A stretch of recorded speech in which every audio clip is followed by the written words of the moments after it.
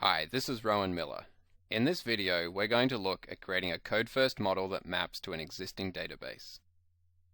If we look at my local DB instance, you'll see that I have an existing blogging database that we're going to map to. If I open it up, you'll see we have a posts and a blogs table.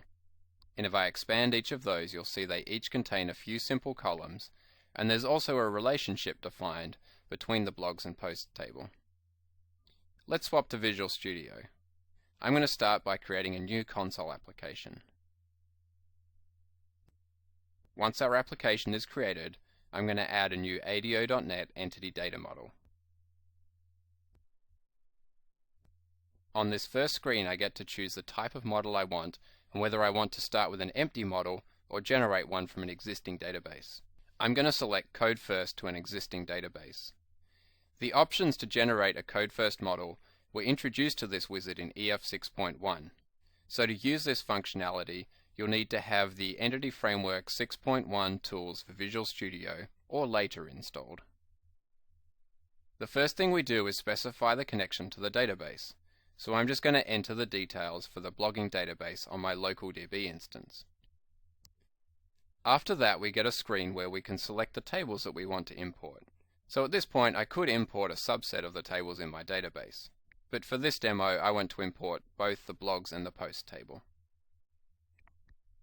I then click Finish, and the wizard is going to look at the shape of my database and generate the corresponding Code First model to allow me to access the data from my existing database. Let's take a look at the artifacts that it's generated in my project. First of all, if we look in the app.config file, we'll see that it's introduced a new connection string. The connection string is called blogging context, and we'll see where that name is used in a second. And if I look at the details of the connection string, it points to the blogging database on my local DB instance. If we swap to the context class, we'll see that it's generated a derived DB context. This class represents a session with the database and will allow us to query and save data. If we look at the constructor, we'll see it's passing name equals blogging context to the base constructor of DB context. This is telling DB context that it should use the blogging context connection string from the config file. That's the one we just saw. On the context, we've also exposed a DB set for every type in the model. This will allow us to query and save instances of the types in our model. In addition to the context, the tooling has also generated a class for each table in our database. Let's look at the blog class, which corresponds with the blogs table in the database. The first thing you'll notice is that these are simple classes that look close to what you might write by hand, and they have no dependencies on Entity Framework. These are known as plain old CLR objects, or POCO for short.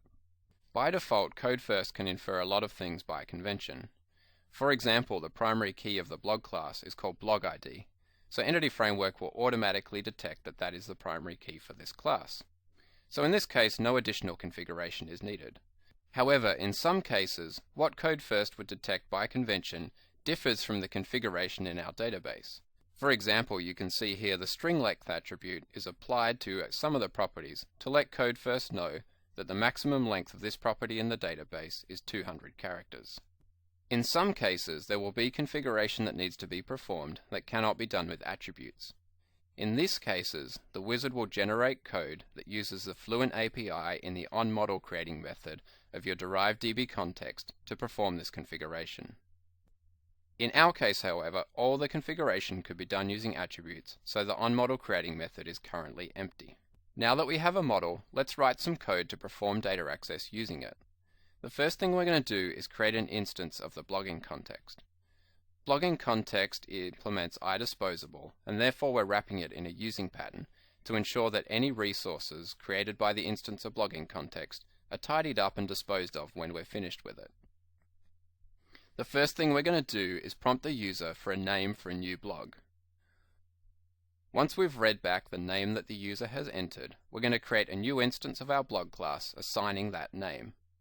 We'll then add it to the blogs DB set on our context. This lets Entity Framework know that when it's time to save changes, we want to insert a new instance of the blog class.